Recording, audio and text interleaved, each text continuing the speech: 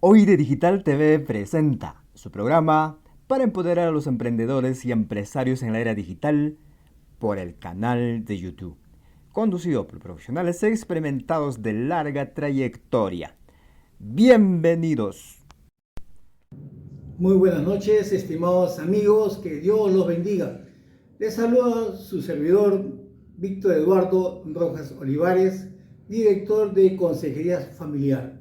En este espacio de Familias Felices de Hoy Día Digital, tenemos a bien presentar una conferencia muy importante que se dio el viernes pasado, el 29 de octubre, en el cuarto Foro Anual de la Familia, a cargo del pastor Jaime Javier Mendoza Tanta, con el tema Perspectivas y Principios para una Familia Saludable. En base a toda su experiencia, a sus conocimientos, a sus estudios, a las consejerías que él da, nos ha preparado un resumen de consejos que nos van a ser de mucha utilidad. Así que bienvenidos y vamos a deleitarnos con ello. Bueno, continuando en este tema tan interesante que es la perspectiva y principios para una familia saludable, vamos a continuar escuchando al pastor, al siervo Jaime Mendoza. Lo que ocurre, el paradigma de hoy, que es la condición social, ha hecho que las instituciones como la familia, el Estado, sean frágiles, sean líquidas, ya no son sólidas como antes, ¿no? Por lo cual, toda institución tradicionalmente reconoció como el Estado, iglesia, familia y otros, hoy están en deterioro, en decadencia, en riesgo de desaparecer, ¿no? Y en el Perú podemos tomar en cuenta el ejemplo del matrimonio y el divorcio, ¿no? Ahí se va dando poco matrimonio y va en alzas el divorcio. Y en la actualidad vemos que la infidelidad es lo más común, ¿no? Así como hay chifa al paso, hay amor al paso, y los hostales han acrecentado más. La sociedad es mucho más sexualizada, ¿no? Y ya no hay un interés por casarse, inclusive se puede tener sexo sin amar y se puede tener hijos sin familia y sin la esposa o la mujer, ¿no? Entonces hay un deterioro de la familia por el paradigma y la condición de la sociedad actual, ¿no? Esta cuestión, el Código Civil avala el divorcio como una alternativa y las causales ya mencionadas se conocen que hay causales que sería por lo menos no tan valideras, pero ahí están en el Código Civil como causal para el divorcio, ¿no? Entonces, inclusive la causal más común es de caracteres incompatibles, ¿no? Y con lo cual se da carta de divorcio, ¿no? Y la sociedad misma fomenta este asunto de las relaciones ocultas, a escondidas. La infidelidad es casi lo más común, ¿no? Y no solamente de parte del hombre, sino que también de la mujer hoy es muy común. Y nos damos cuenta que también la vida humana en nuestra sociedad es fomentar la infidelidad, que es una expresión de la inmoralidad, pero lo inmoral perjudica el capital humano, ¿no? Entonces, una vez que se ha legalizado el divorcio, que cada vez se va a extender en sus causales, la ley lo hace fácil y se hará más frecuente su práctica, ¿no? El amor dentro de la perspectiva cristiana, bíblica, histórica y culturalmente, hablando de la buena cristiandad, valga el adjetivo, es que el amor se entiende el darse al otro. El hecho de que Dios nos ame a nosotros es Él que se da por nosotros. Cuando Cristo vino a nosotros, el amor de Cristo es el amor que significa Él dio su vida y su muerte a favor de nosotros. El amor es darse al otro. No es el sentido del beneficio personal, me caso para yo ser feliz, individualismo puro. En el ámbito cristiano, nos casamos para que podamos ser útiles a la otra persona. ¿En qué medida mi vida, mi existencia será útil a ella o a él? En ese punto es muy claro para la cristiandad cultural e históricamente, ¿no? Si La sociedad es una extensión de lo que es la familia. Si en la familia hay crisis moral y ético, indudablemente también la sociedad, que será mucho más extenso e intenso. Pero la condición de la familia, la crisis que pasa en la familia, porque en verdad a veces se casan por intereses mucho más egoístas o intereses mucho más económicos o de posición social, pero no se casan en el sentido del amor, que significa el que yo pueda hacer un bien para la otra persona. ¿En qué medida mi vida, mi existencia es un bien para ella o para con él? Y si hay una relación conyugal, ¿en qué medida esta relación conyugal es un bien para los hijos, los más indefensos en la sociedad, ¿no? Ya la sociedad antigua era una sociedad donde primaba el más fuerte sobre lo más débil. Eso ocurrió en el ámbito judío, ocurrió en los griegos y en los romanos, donde la carta de divorcio era más una facultad del hombre y no de la mujer. Y la mujer no tenía la posición ni el estatus del hombre mismo. La herencia del padre pasaba al hijo mayor, pero nunca pasaba por la mujer, ¿no? Entonces, si la mujer se casaba, era porque su padre había decidido con quién casarse. Y si moría su esposo, la mujer volvería a la casa de su padre, bajo la tutela de su padre, y su padre diría con quién se iba a casar. Caso que hubiera muerto su padre, volvería a la casa de su hermano mayor, y así sucesivamente. La mujer no tenía derecho, no tenía lo que nosotros tenemos en la actualidad, esta condición del DNI. La mujer no tenía derecho propio, no lo tenía, ¿no? Entonces, pero las cuestiones del divorcio en el ámbito judío era hasta lo más trivial. Si la mujer no la atendía bien la mesa, era carta de divorcio. Y si el hombre vio a una mujer mucho más simpática que su esposa, era carta de divorcio. La cuestión de los griegos era, eh, ¿cómo se puede? El hombre mínimamente podía tener una esposa, una amante y una cortesana, 3 mujeres. Y en Roma la infidelidad era lo común. Inclusive se cuenta el testimonio de un emperador cuya esposa se enojó al ver que su esposo estaba cortejando a una mujer. Y el emperador le dice a su esposa, mujer, el título de esposa es un título de honor, pero no de placer. Creo que la frase está muy clara y entendida.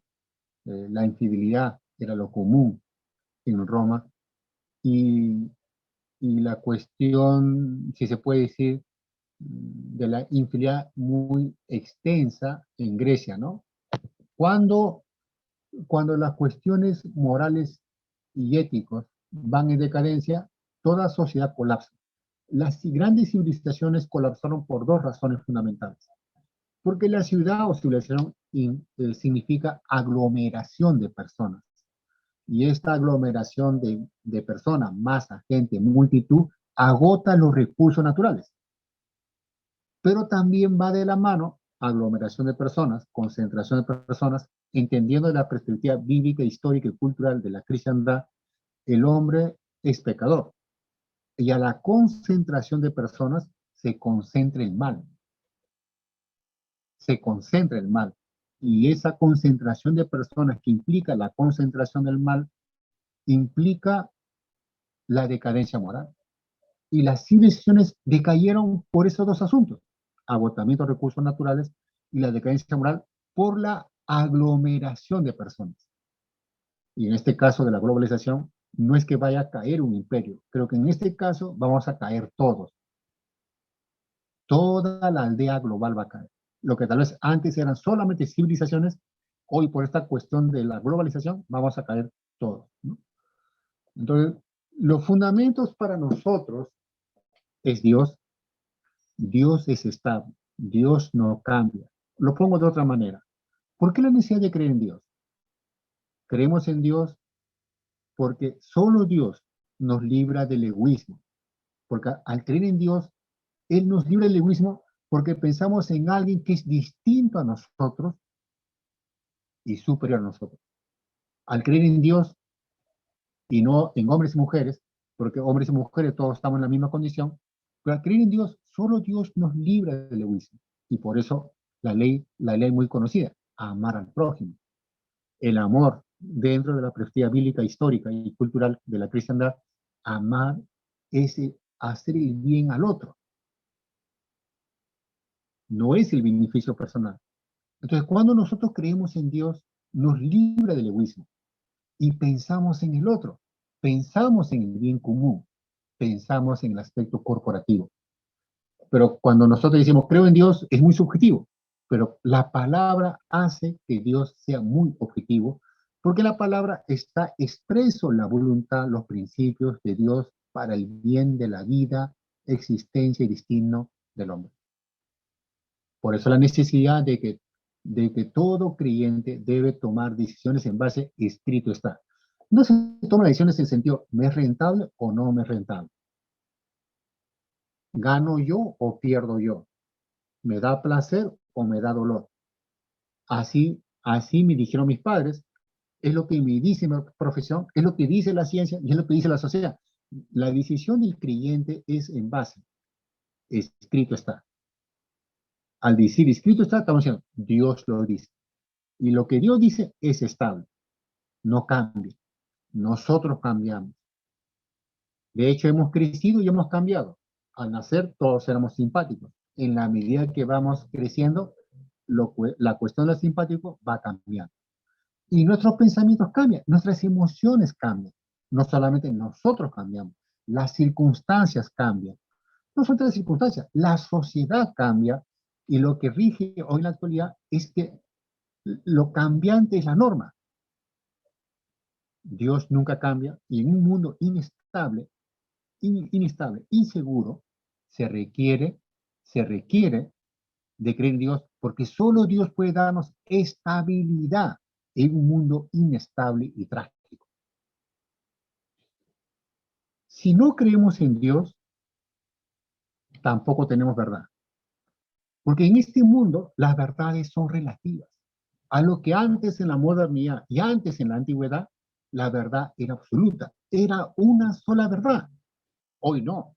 Hoy la norma es, no hay una sola realidad, son muchas y diversas realidades. Cada realidad tiene su propia verdad. No hay una verdad, hay muchas verdades. Inclusive tu verdad es verdad para ti, pero no es mi verdad. Te entiendo, pero no comparto tu verdad. Cada uno tiene su verdad. ¿Cuál es el problema de las parejas conyugales? Cada uno defiende su propia verdad. Y cuando cada uno defiende su propia verdad, individualismo puro, la guerra, las relaciones tóxicas están garantizadas. Están garantizadas. Porque cada uno piensa en el beneficio propio, cada uno piensa en su propia verdad. Al no creer en Dios, no tenemos la verdad. La verdad acerca de quién es Dios, la verdad acerca de quiénes somos nosotros y la verdad acerca de lo que es la vida, la historia y el destino. No la tenemos. Esta verdad de que el hombre es pecador, ¿dónde la hemos descubierto? ¿La ciencia? No. ¿Los medios de comunicación? Menos. ¿La sociedad? Tampoco. ¿El Estado? No. ¿La familia? Tampoco. Yo, menos. ¿Quién y de dónde viene este asunto de que tú y yo somos pecadores? La palabra. Dios nos dice que tú y yo somos pecadores. Es la verdad acerca de quién es Dios y la verdad acerca de quiénes somos nosotros. Si no creemos en Dios, tampoco tenemos las virtudes, no valores. Los valores es una propuesta de la ONU en el sentido de que los valores son aprehensiones culturales y cada cultura tiene sus propios valores. Virtudes no, porque virtudes son cualidades intrínsecas de los cristianos. Y las virtudes son válidas en toda cultura, porque las virtudes provienen de los atributos de Dios o de las cualidades de Dios. Dios paciente, Dios amo, Dios justo, Dios compasivo. Esas cualidades, o lo que antiguamente se decía atributos, son estables. Y nosotros como hijo de Dios hemos de tener esas cualidades para ser hijo de Dios, tener esas virtudes. Las virtudes son cualidades intrínsecas de los cristianos. Por eso nosotros, por las virtudes, se construye las relaciones conyugales. Por las virtudes, cambiamos nosotros. Por las virtudes cambian las relaciones interpersonales. Por las virtudes cambian las acciones. El ser humano hace una buena obra cada 10 años. Por las virtudes, el cristiano constantemente hace buenas obras. En base a eso, tenemos nosotros libertad, la libertad para hacer el bien. Las religiones imponen, la fe en Dios dispone a la libertad de hacer el bien. Las religiones amenazan, presionan y condicionan para hacer el bien. Dios no presiona, tampoco amenaza, no condiciona. Nos dispone a hacer el bien y evitar el mal. Y hacemos el uso correcto de la libertad. Pero ese uso correcto de la libertad es en base a la verdad, bien, justicia y utilidad en el bien de los demás. Solamente para terminar puntualmente, ¿no? Disculpen por la demora. Este pasaje lo leen, pero es en base a Génesis 3, 1, 8, donde es tentado Eva y Adán y acontece la caída. ¿Ya? Capítulo 2 de Génesis habla de que serán una sola carne. Y la palabra una en el hebreo es que son inseparables, inquebrantables. No se podría haber separado. Pero Génesis 3 habla de la separación. Ocurre la tentación, ¿no? ¿Cuál fue el error ahí? El error fue que Eva tomó una decisión independientemente de lo que Dios dijo e independientemente de su esposo. Era una sola carne. Lo que tenía que haber hecho ella era mantener el hecho de ser una sola carne. Compartir esta circunstancia con su esposo. Si lo hubiera hecho parte a él, no hubiera ocurrido la caída porque eran una sola carne. ¿Cuál es el problema en las relaciones conyugales? Cuando ella o él toman decisiones independientemente de otro.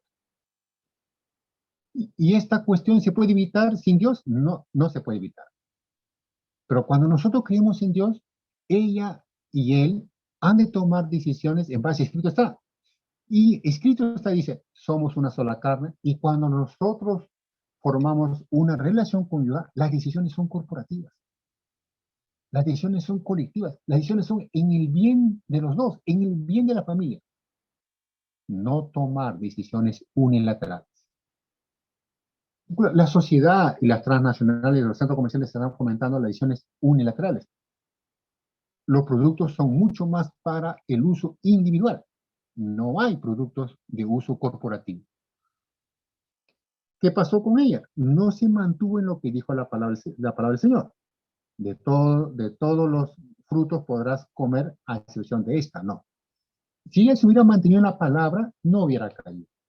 Pero toda situación de la vida humana, toda situación de tentación o adversidad, se debe afrontar como familia, como cónyuges, como cuerpo, no como individuo. Creer en Dios significa uno. Creer en Dios significa sumar, añadir, no dividir, no separar, no el individualismo, ¿no? Claro que de hecho, el dejar a Eva sola y que ella afronte sola la tentación fue un gran riesgo. Pregunta, ¿dónde estaba Adán? ¿Debería él haber mantenido el hecho de ser una sola carne? Los dos juntos no hubieran caído. Debieron tener la palabra de Dios. Y solamente cuando creemos en Dios, conservamos la unidad. Creer en Dios significa ser uno. Lo que yo digo, eso lo hago. Lo que yo siento, eso lo comparto. Creer en Dios significa unidad, una sola carne. Ella y él, una sola carne. Prohibido separarse. Efesios 5, 21 al 33 es un pasaje conocido.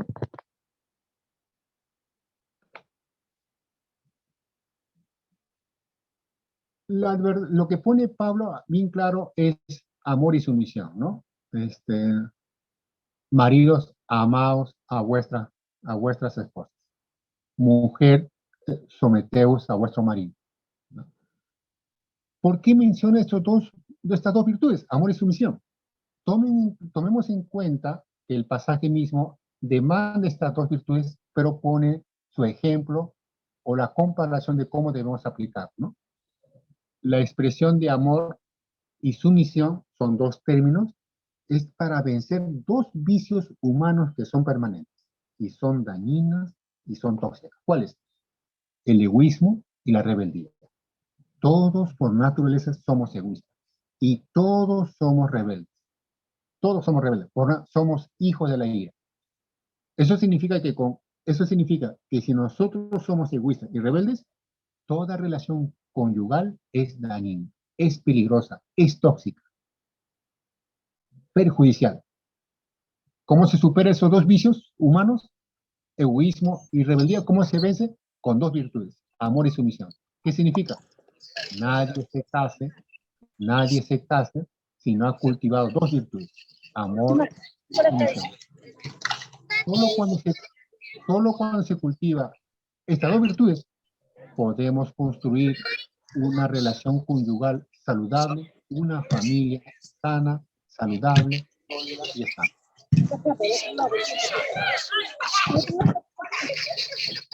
Si me pudieran ayudar, Víctor, por favor. si puedes controlar los micrófonos, Víctor, por favor, apagarlos. El pastor, usted mismo, como está de anfitrión, yo no puedo, y trataba de apagarlo, pues no puedo. Por favor.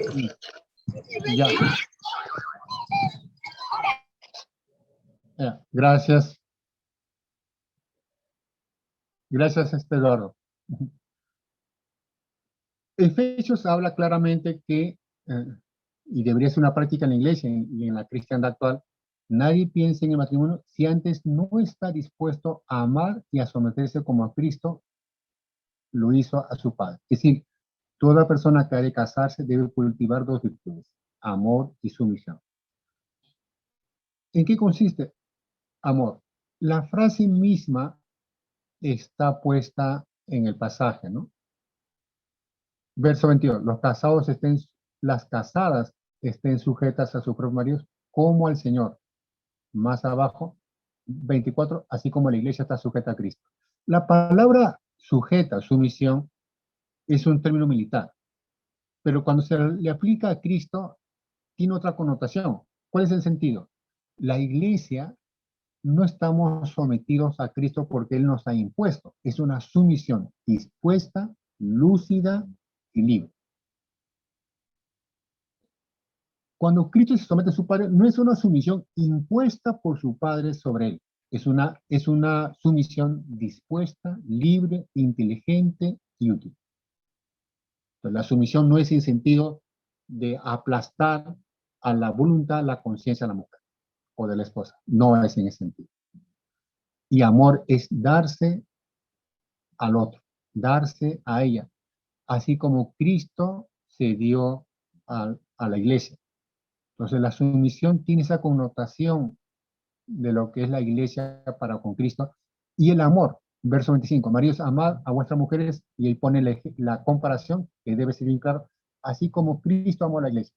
Cristo no amó a la iglesia porque era buena, ni la más simpática. Nos amó en nuestra condición de ser pecadores. Y aunque hemos sido salvos por Él, y hemos fallado y fallamos a Él, Él nos sigue amando. Asimismo, el marido debe amar a su esposa, no porque es simpática, sino porque la existencia cristiana es de ser un bien útil a otra persona. Y amamos incondicionalmente. Y el amor es un término concreto. No son palabras, no son emociones, son actos concretos.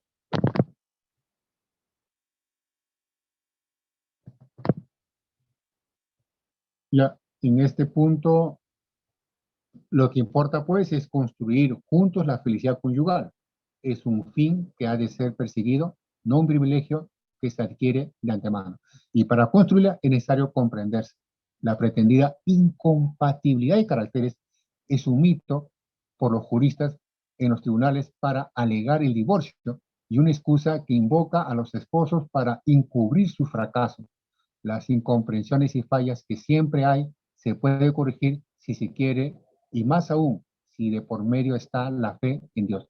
Valgan verdades. Nosotros solos no podemos cambiar lo que nosotros somos. No podemos cambiar.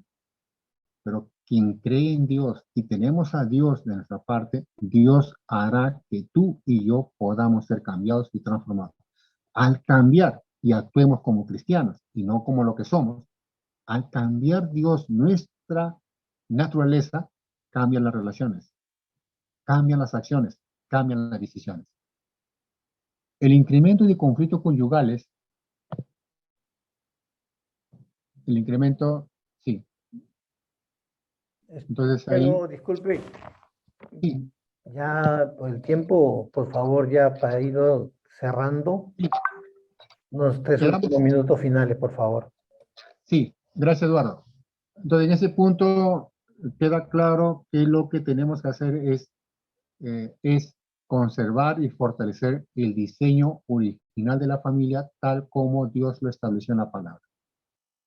Eso sería. Gracias Eduardo, gracias a todos los presentes. Dios los guarde y bendiga a cada uno. Bendiciones. Gracias. Gracias, pastor.